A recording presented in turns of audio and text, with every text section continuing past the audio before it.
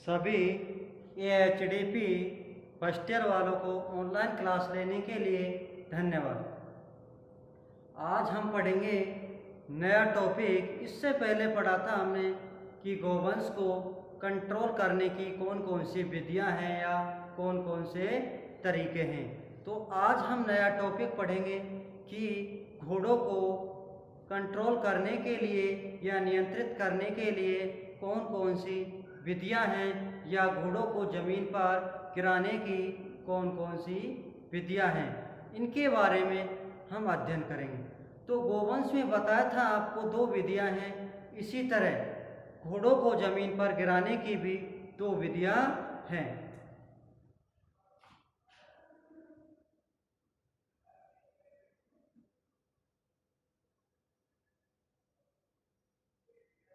जिसमें पहली विधि है डबल साइड लाइन मेथड और दूसरी विधि है आपकी बाई हॉबर्स मेथड। तो हम इनके बारे में थोड़ा जिक्र कर लेते हैं। तो पहले हम अध्ययन करेंगे कि डबल साइड लाइन मेथड विधि। तो इसके अंतर्गत क्या होता है कि 18 से 20 फीट या 18 से 20 मीटर लंबी रस्सी होती है जो कपास की होती है, जिसकी सहायता से हम घोड़ों को आसानी से ज़मीन पर गिरा सकते हैं। ज़्यादातर इस विधि का उपयोग हम छोटे जो नस्ल के घोड़े होते हैं उनका उपयोग इस विधि के माध्यम से करते हैं। इसके अंतर्गत क्या होता है कि 15 से 20 या 18 से 20 मीटर लंबी जो रस्सी होती है, उस रस्सी के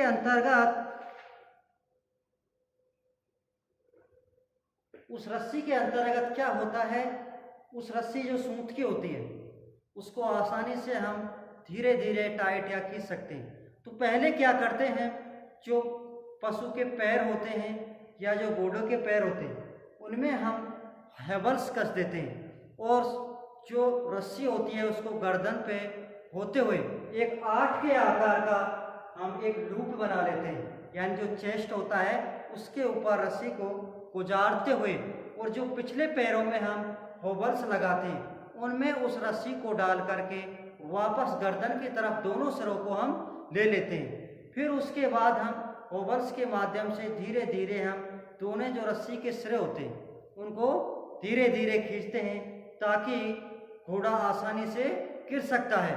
फिर वो धीरे धीरे खींचते हैं, जैसे उसके पैर नज़दीक आ जाते हैं और घोड़ा आराम से ज़मीन पर गिर जाता है। ज़मीन पर गिरने के बाद जो दूसरी रस्सियाँ होती है जो पशु के हेल्टर के माध्यम से हम उसको पहनाते हैं, उसकी सहायता से हम गर्दन को आसानी से कंट्रोल कर लेते हैं और उसका जो भी प्रशिक्षण या निरीक्षण के बारे में हम या उसके उद्देश्य हमने उस पशु को या घोड़ों को गिराया है वो आप आराम से हम कर सकते हैं। तो ये विधि आपके होगी डबल साइड मेथड विधि।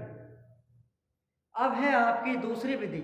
इसके अंतर्गत क्या होता है, वही 15 से 20 मीटर लंबी रस्सी होती है और रस्सी के दोनों साइड या दोनों छोरों में चैन लगी होती है लोहे की, और इसके अंतर्गत क्या होता है कि 4 पट्टे होते हैं।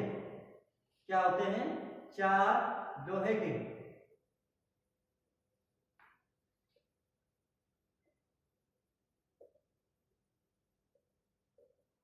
चार लोहे के पट्टे होते हैं और उन लोहे के पट्टे में डी आकार की हॉबर्स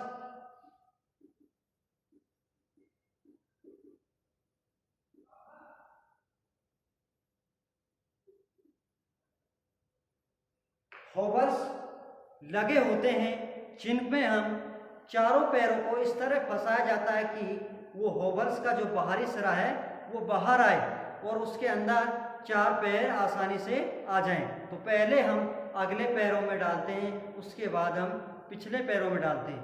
तो उन पैरों के जो छल्ले डाले हैं या हॉबर्स डाले हैं, जिसमें पहले जो 2 अगले पैरों में हम छल्ले डालते हैं या हॉबर्स डालते हैं वो रिंग के आकार के होते हैं, यानी कैसे होते हैं, रिंग के आकार यानी गोल होते हैं। और जो पिछले पैरों में हम हॉबल्स डालते हैं वो डी आकार के होते हैं। पिछले पैरों